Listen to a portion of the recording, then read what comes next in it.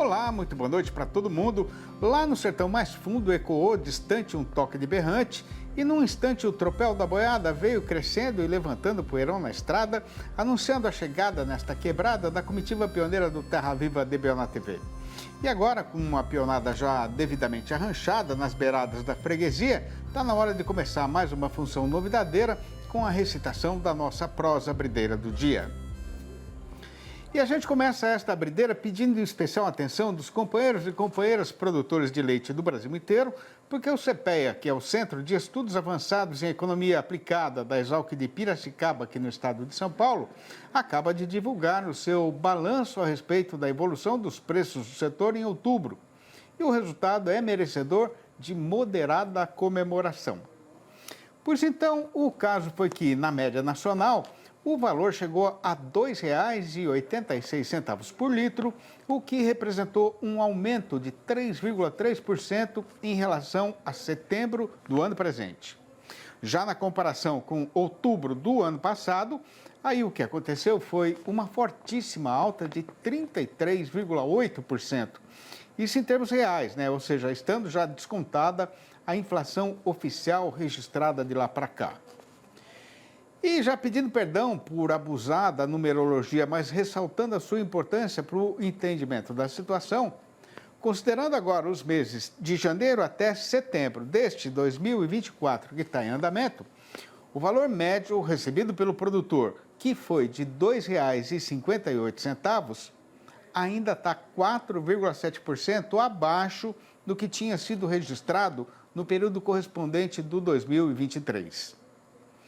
Passando já para a parte da explicação para o rumo que está sendo tomado pelo carretão no mercado, o que tem para ser contado é que, por conta da carestia de mercadoria nesses meses recentemente passados, as indústrias estavam disputando quase no tapa o pouco de leite disponível na praça.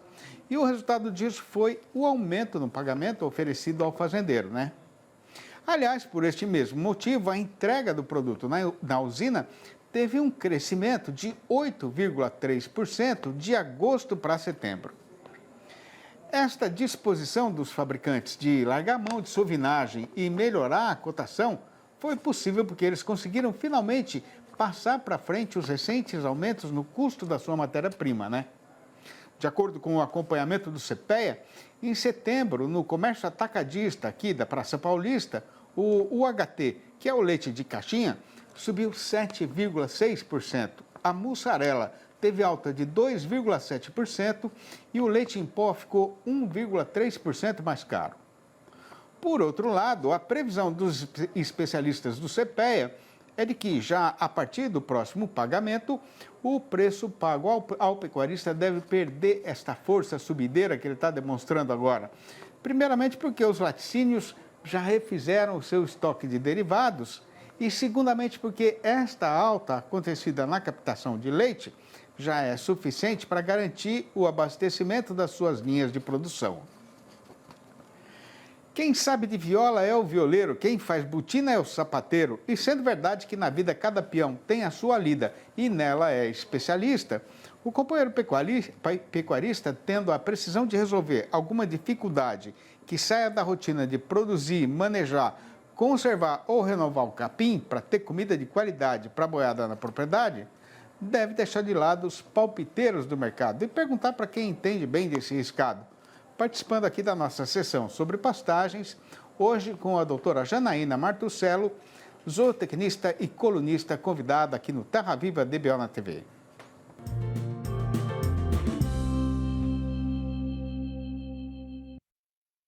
O assunto que vai ser tratado no programa de hoje é quando e como fazer a adubação de cobertura nas áreas de pasto. Confira.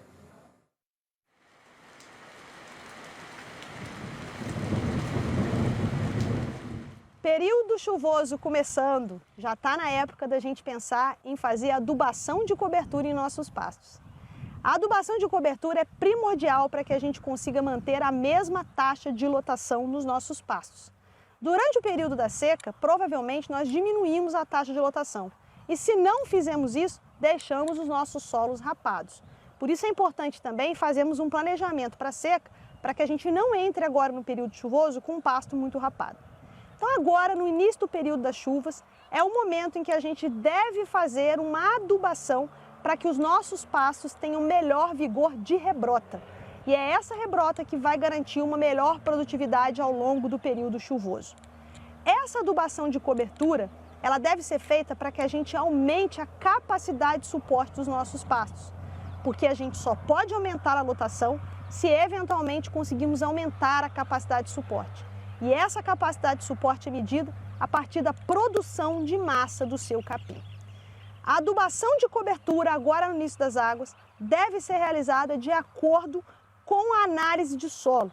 Portanto, se você já tem a análise de solo em mãos, faça conta para saber o que você precisa no seu solo. Se eventualmente precisar de uma calagem, se vai precisar de adubação fosfatada ou de adubação nitrogenada e potássica. Se houver a necessidade de calagem, é interessante que vocês façam essa calagem, espere chover cerca de 200 milímetros, para só depois fazer a adubação fosfatada. A adubação nitrogenada deve ser feita de acordo com o seu nível tecnológico e de acordo com a sua taxa de lotação. Para sistemas em que a gente trabalha até mais ou menos uma unidade animal por hectare ou uma unidade animal e meia, a utilização de 50 kg de nitrogênio pode ser suficiente para a manutenção dessa taxa de lotação. Mas para sistemas mais intensificados, em que você trabalha com 3, 4 unidades de animal por hectare, há necessidade de você trabalhar com pelo menos 100, 150 até 200 kg de nitrogênio por hectare. Mas é importante dizer que essa dose não deve ser aplicada uma única vez. Ela deve ser fracionada, porque a adubação nitrogenada, quando entra em grande quantidade, diminui a eficiência de uso pela planta. Portanto, é interessante que a gente faça a divisão, fazendo 50 quilos no início do período chuvoso, 50 no meio do período chuvoso e 50 quilos de nitrogênio no fim do período chuvoso. Mas atente-se ao fato que agora é a época de você pensar na sua adubação de cobertura para garantir uma boa rebrota dos seus pastos.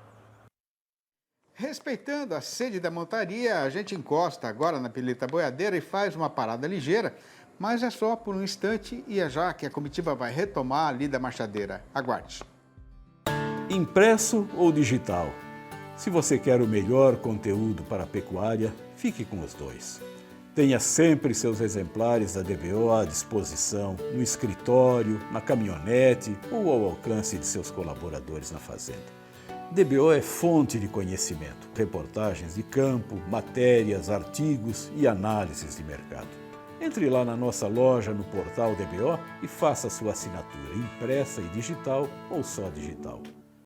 Com o mês de outubro chegado nas suas horas derradeiras, o gado engordado na segunda rodada da atual temporada do confinamento já chegou no mercado. Mas em vez de amansar, o boi já levou no peito a porteira dos R$300 e a nossa praça boiadeira continua largada e desembestada na subida da ribanceira. A questão é que não se vê no horizonte nenhuma mínima indicação de que o carretão possa mudar de direção. E se por um lado a valorização da arroba é, sem dúvida nenhuma, muito boa para o fazendeiro, por outro lado, o aumento no preço da carne para a população está sendo motivo de justa preocupação para quem ganha a vida na lida de gado. Tendo então a precisão urgente de saber o rumo que será tomado pelo mercado daqui para frente, a gente convidou para a nossa entrevista do dia a zootecnista Juliana Pila, analista da Scott Consultoria, que está lá no conforto da residência dela em Bebedouro, no interior paulista, e vai participar da função falando ao vivo pelo computador. Boa noite, Juliana. É sempre uma grande satisfação poder esticar uma prosa com você aqui no nosso arranchamento eletrônico e internetico. Obrigado pela presença virtual, viu, Ju? E seja muito bem-vinda mais uma vez. Boa noite, Sidney. Boa noite a todos que nos assistem. É sempre um prazer poder participar aqui com vocês. É nosso. Ô, Juliana, como é que está a comercialização do gado terminado agora na segunda rodada do confinamento, hein? Ainda tem muita boiada para chegar na praça ou esse estoque já está perto do fim? Bom, Sidney, o que a gente vem assistindo agora no mercado, né, é uma redução nessas ofertas, o que é normal para esse período, né? Mas isso tem, de certa forma, encurtado as escalas dos frigoríficos, né. E junto a isso, a gente também tem visto uma demanda bastante ativa, tanto aqui no mercado interno, como também, com relação à carne bovina exportada. Então isso tem dado uma certa firmeza e esse movimento de alta que a gente está vendo aí no mercado, como você mesmo começou. Ô Ju, o que a gente sabe a respeito do tamanho do rebanho que foi fechado para este segundo giro do coxo? E qual que foi a variação em relação ao primeiro giro? Bom, Sidney, com relação a números, a gente ainda não tem um número fechado, né? Aqui na Scott Consultoria, a gente tem a expedição o Confina Brasil, que se encerrou lá em outubro, no começo de outubro, finalzinho de setembro, começo de outubro, as últimas visitas. E quando a gente estava fazendo a visita no primeiro semestre, a gente indagou muito, né, qual que era a expectativa para aqueles confinamentos que confinam o ano todo ou que confinam só no segundo semestre, qual que era a expectativa de confinamento para esse ano. E a maioria aí dos entrevistados, do pessoal que a gente conversou, falou numa expectativa de confinar um número maior aí no segundo giro de confinamento, né. Lembrando, né, que lá atrás a gente tinha um cenário bastante favorável aí pensando no confinamento, né, a gente tinha custos de produção menores aí, tanto com relação à alimentação, como também à aquisição da reposição. Então, a expectativa é que esse número de animais confinados agora nesse segundo giro de confinamento seja maior que do primeiro giro. Ô Juliana, agora essa boiada confinada, né, que está perto da terminação, ainda não foi comercializada, ela ainda pode mexer muito com a cotação da arroba na praça? Sidney, acreditamos que não. O que a gente vê, como eu comentei lá no começo da nossa conversa, é que a gente está com uma demanda bastante ativa, né? Se a gente pensar aí com relação aos abates, a gente teve um primeiro semestre recorde de abates, né? A expectativa para 2024 é que a gente tenha uma produção de carne também recorde, ou seja, mesmo com essa produção bastante crescente, a gente está vendo um mercado com preços firmes e subindo. Então, isso é muito ancorado aí, por uma demanda bastante ativa. A gente tem um cenário favorável aqui pensando no mercado interno, a gente tem um consumidor que está tendo um maior giro aí de capital mesmo para fazer a aquisição dessa carne e também a exportação. A exportação foi recorde aí no mês de setembro de toda a série histórica, agora em outubro está indo muito bem, então a gente espera que 2024 também seja de bons volumes com relação à exportação. Então, esse motivo de uma demanda bastante ativa deve enxugar aí esses animais que podem vir chegar ao mercado. Ô Juliana, agora com essa consumição aí da seca, né, que foi muito brava esse ano, né, e das queimadas também, né, quando é que vai ter boi de capim de novo no mercado, hein?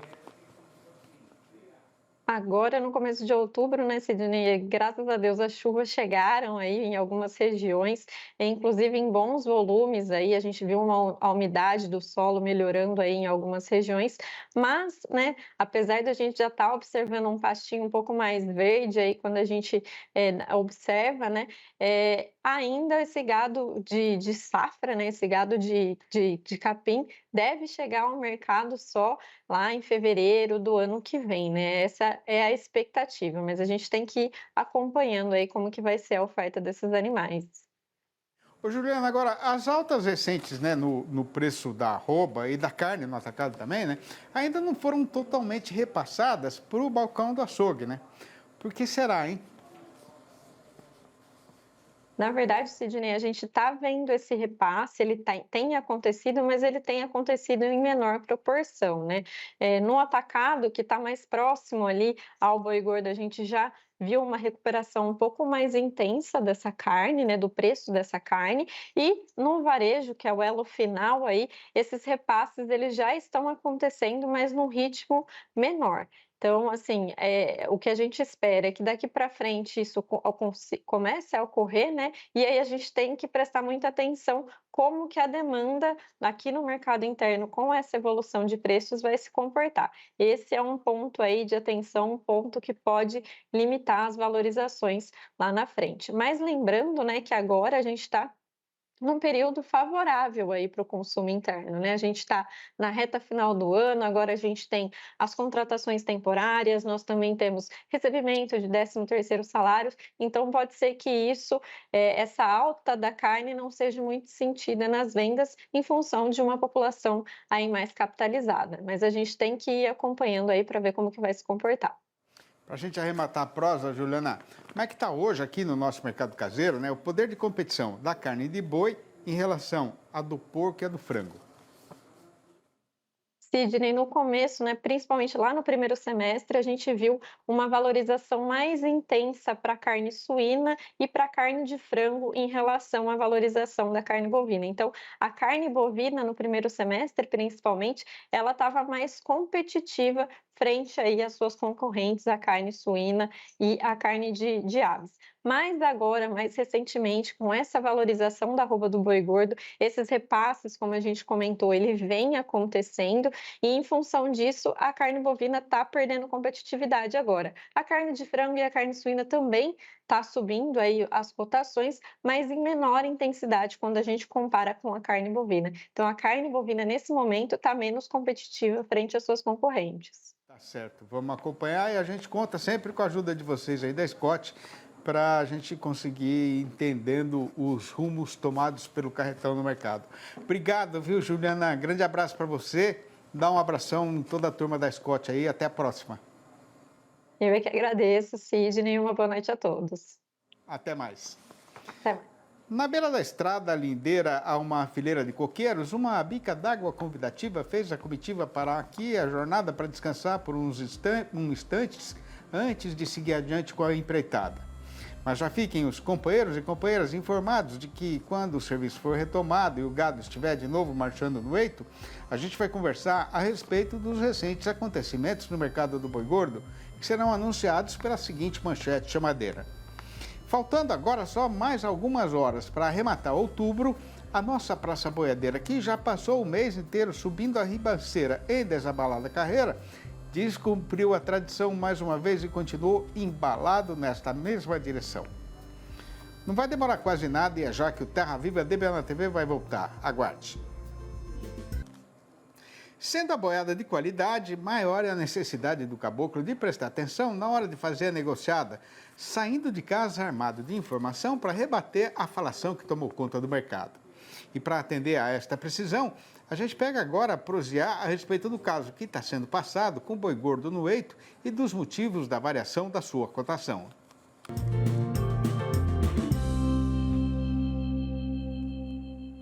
Faltando agora só mais algumas horas para fechar o pacote e mandar guardar o outubro nos arquivos da história, a nossa Praça Boiadeira, que já passou o mês inteiro subindo a ribanceira em desabalada carreira, mais uma vez descumpriu a tradição e continuou embicada nesta mesma direção.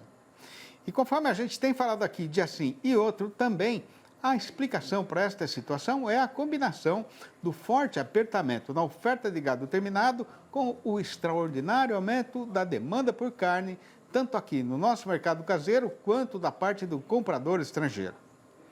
A respeito da exportação, conforme o relatório mais recente da SECEX, a Secretaria de Comércio Exterior do Ministério do Desenvolvimento, nas 4 semanas já vencidas no mês presente, o volume embarcado somou 236.200 toneladas, com média diária de 12.400 toneladas, o que representou um fortíssimo crescimento de 40,2% em relação ao período correspondente do ano passado. Já o faturamento dos frigoríficos brasileiros caiu 0,9%, fazendo a mesma comparação, né? Mas a notícia boa é que o preço médio subiu para 4.608 dólares por tonelada. Pois então, sem mais enleios nem devorteios, o que tem para ser contado aqui no balanço do dia da Scott Consultoria foram registradas mudanças nas cotações em 20 das 32 regiões consultadas rotineiramente em todo o Brasil e, de novo, em todas estas praças consideradas, a arroba subiu. Desta vez, a lista das arribadas voltou a ser ponteada por Barretos e Araçatuba, aqui no estado de São Paulo, onde a alta foi geral, com o boi indo para R$ 315 e a vaca para R$ 295 para pagamento a prazo e ainda para descontar a parte do fundo rural. Em Belo Horizonte, a capital das Minas Gerais, e também no Triângulo Mineiro, o macho bateu em R$ 310. Na região sul do estado, o boi arredondou R$ 300 e a vaca passou para R$ 280. No norte mineiro, o macho não sai mais por menos do que R$ 305. Em Goiânia, a capital do Goiás, o fazendeiro só entrega boi a partir de R$ 310. No Rio de Janeiro, o reajuste foi só para a vaca, para R$ 290. No sudeste da Rondônia, o macho melhorou para R$ 295 e a fêmea para R$ 275. Em Campo Grande, a capital de Mato Grosso do Sul, o boi também chegou no ponto mais alto do morro e está valendo R$ 315, enquanto a vaca foi para R$ 295. Em Três Lagoas, o macho avançou para R$ 310. Em Cuiabá, capital de Mato Grosso, o boi está saindo por R$ 305 e a vaca por R$ 280. No sudeste mato-grossense, o valor mínimo do macho é R$ 310. No noroeste do Paraná, quem quiser comprar vai ter de pagar pelo boi também R$ 315 e pela vaca R$ 290. No sul da Bahia, os preços novos são R$ 285 para o boi e R$ 270 para a vaca. No oeste baiano, o frigorífico está oferecendo pela fêmea R$ 275. No oeste do Maranhão, a vaca se largou para R$ 270. Em Paragominas, no Pará, o boi foi promovido para R$ 295. No sul do Tocantins, já não se acha mais macho abaixo de R$ 295, nem fêmea por menos do que R$ 275. E no norte tocantinense, o boi fechou o dia a R$ 300 redondos. A verdadeira serventia dessas modernagens foi de criar engrenagens para pôr meu coração debaixo de uma prisão.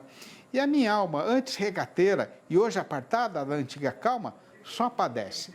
Se eu tivesse alguém a quem apelar, ou algum anjo para quem rezar, que eu soubesse que fosse mesmo me ajudar, eu faria uma prece para pedir que ele me tirasse daqui agora e me levasse embora, para qualquer lugar onde eu pudesse deixar de ser um vassalo humilhado que vale menos do que um cavalo.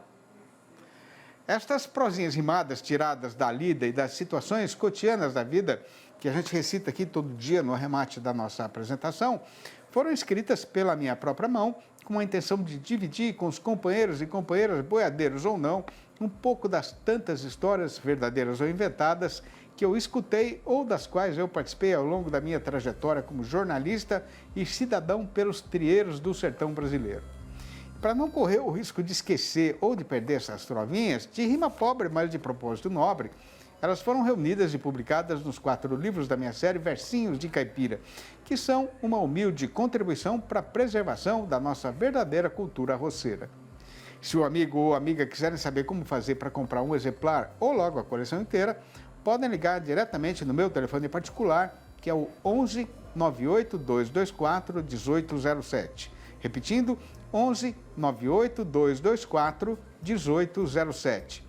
Ou mandar um e-mail para sidneymastico@uol.com.br ou ainda campear meu nome lá no Facebook. E com a pionada já montada e preparada para voltar para o eito, a comitiva anuncia a sua despedida do povo aqui deste sertão, mas já deixa acertada e prometida a volta do Terra Viva DBO na TV para amanhã, às 6h30 e às 10h30 da manhã e ainda às 7h25 da noite. Um abraço para todo mundo e até lá então.